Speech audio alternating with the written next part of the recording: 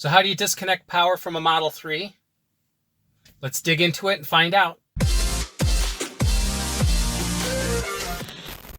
Hey guys, welcome back to the channel. So today's video is how to disconnect power from the Model 3, completely disconnect power, i.e. so that you can remove the steering wheel without any airbag issues or do other electrical maintenance to the car without worrying about anything.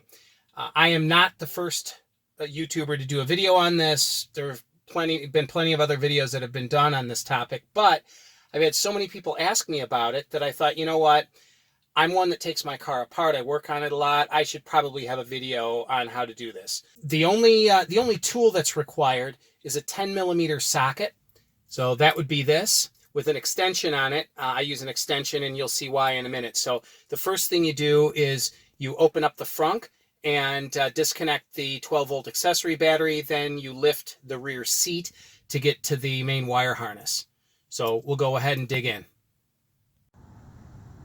All right, so with the frunk open, you find this plastic panel here, which is right around the washer fluid cap.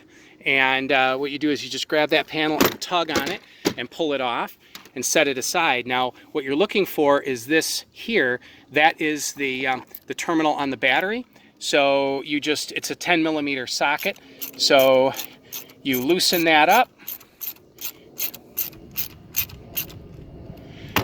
And sometimes you have to really work at it, but you pull that off. And what I do is stuff it aside here so it doesn't pop back up and hit the terminal. So that's the only thing you need a tool for. The other thing is to lift the back seat and disconnect the harness. So let's go ahead and walk around and do that. So open the back door here. Now also, one thing to point out, once you do this, you essentially have no power in the car. So if you try to open a door or something, the doors are electrically actuated and they won't open. So always leave an interior door open when you're doing this. So what you do, you've got the rear seat here, and there are two clips, one on the passenger side, one on the driver's side. And you sweep those clips to the side, and let me see if I can get this to where you can see that. Holding my camera and doing this at the same time. So there's a clip that you sweep to the side and then lift up. So here's that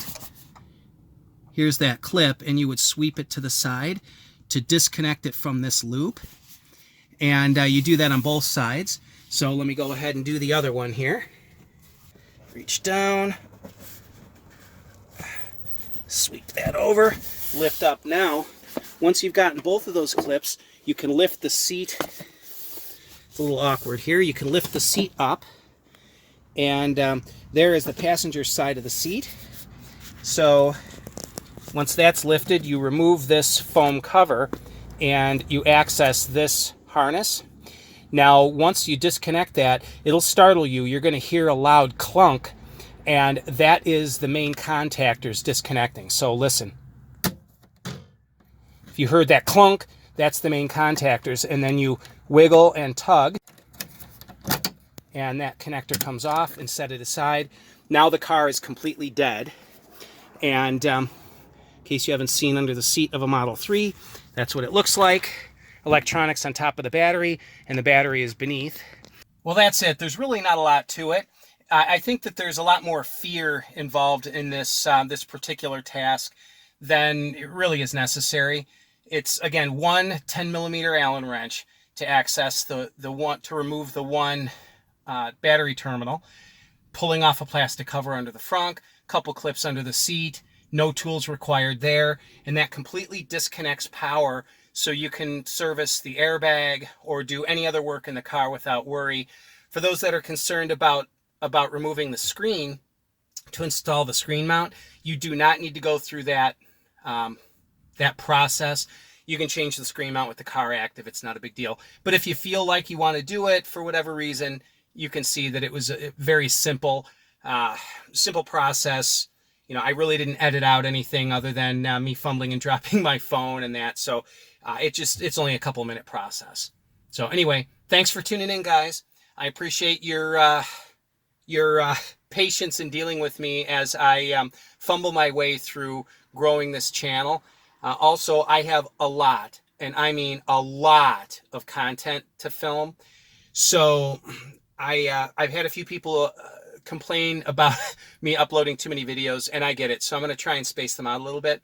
But I've got update video on screen mounts and right-hand drive screen mount kits. What second EV are we ordering for the channel? I've made a decision on that. I'm moving forward here soon. Follow-up video on the Cybertruck. Do not leave any comments in this video about my Cybertruck video. I disabled comments because of all of the extreme hate that was being thrown in that video. I don't want to hear it on any other videos, but I have a follow-up video coming for that. Whether or not I keep comments active on that video remains to be seen. It depends on the behavior of people posting there. Let's see here. I have a few interesting things happening that I'll be bringing up here soon. So lots and lots and lots of content, more content than I have days to post videos. So I'm going to do my best to spread them out. But anyway, really excited to get more technical content out there for you guys. I'm going to be doing more work on my car. It's out of warranty at this point. It actually needs a little bit of attention here and there, just little stuff. But I'm going to be doing more content, technical content on the car. So anyway, again, thanks guys, and have a great day. Look forward to some changes to the channel.